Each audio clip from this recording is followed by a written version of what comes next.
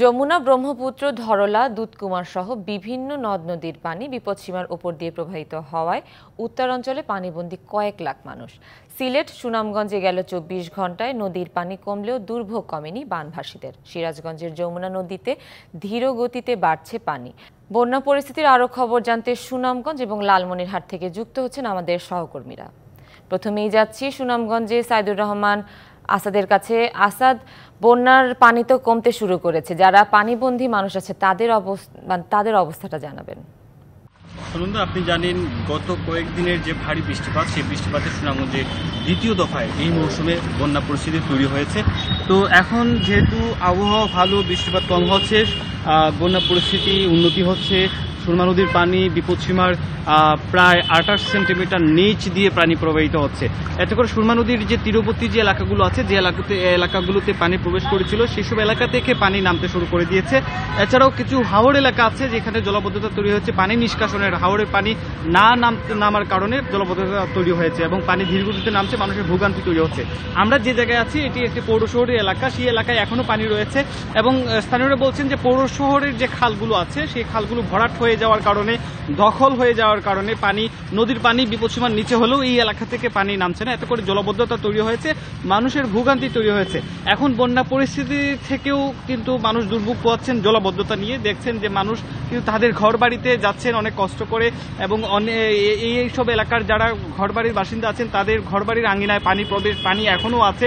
এই পানি সময় মতো নদীর পানি কমে বিপদসীমার নিচ দিয়ে গেলেও এই এলাকার পানি দ্রুত নদীতে না যাওয়ার কারণে এই সব এলাকায় জলাবদ্ধতা তৈরি হয়েছে এবং এই পৌর শহরের যে খালগুলো আছে সেই খালগুলো খনন করে দেওয়ার দাবি স্থানীয়দের এবং খালগুলো যদি খনন করে দেওয়া হয় তখন কিন্তু এই এলাকার যে জলাবদ্ধতা সেটি কমে যাবে এবং বন্যা পরিস্থিতি তৈরি হলেও সেই বন্যা পরিস্থিতি দ্রুত স্বাভাবিক হয়ে যাবে। এইগুলো সুন্দর বন্যা পরিস্থিতি সর্বশেষ। আসাদ, ধন্যবাদ আপনাকে। এদিকে লালমনিরহাটের বন্যা পরিস্থিতির খবর জানাতে আমাদের সাথে যুক্ত আছেন সহকর্মী সুফিয়ান আল হাসান। সুফিয়ান, জানাবেন আদিতমারিতে তো বাঁধ ধসে যাওয়ার পর জিও ব্যাগ নিয়ে অস্থায়ীভাবে মেরামত করা হয়েছে, এতে কি ঝুঁকি কতটা কমেছে? সুনন্দা, আমি এখন আসি লালমনিরহাটের আদিতমারি উপজেলার যে আছে সে আদিতমারি উপজেলার মহিষকোচা ইউনিয়নে আছি।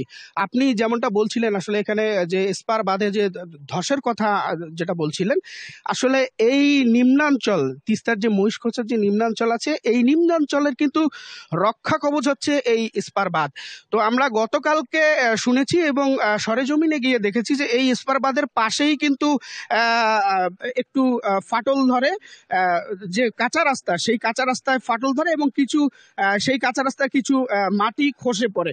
তো আমরা সেখানে পানি উন্নয়ন বোর্ডকে দেখেছি যে তারা তড়িৎ গতিতে সেখানে জিও ব্যাগ ফেলে এবং জিও ব্যাগ ফেলে সেটিকে শঙ্কামুক্ত করেছে আপাতত আর কি। তো পানি উন্নয়ন বোর্ড যেটি আমাদেরকে জানিয়েছে যে আপাতত তেমন কোনো দুর্ঘটনার সংখ্যা নেই, তবে এটাকে যখন আকাশ ভালো হবে, যখন বৃষ্টির পরিমাণ কমবে, তখন আর কি ঠিকভাবে সঠিকভাবে এটাকে মেরামত করা হবে। আমি এখন যে এলাকাটিতে আছি সেই এলাকাটির যদি আপনাকে আমি দেখাচ্ছি, আসলে পুরো এলাকাটিতে কিন্তু এই তিস্তার টইটুম্বুর পানি প্রবেশ করেছে, যেটি আসলে দিন বাড়ার সাথে সাথে কমছে, তবে কমার পরিমাণ খুবই কম।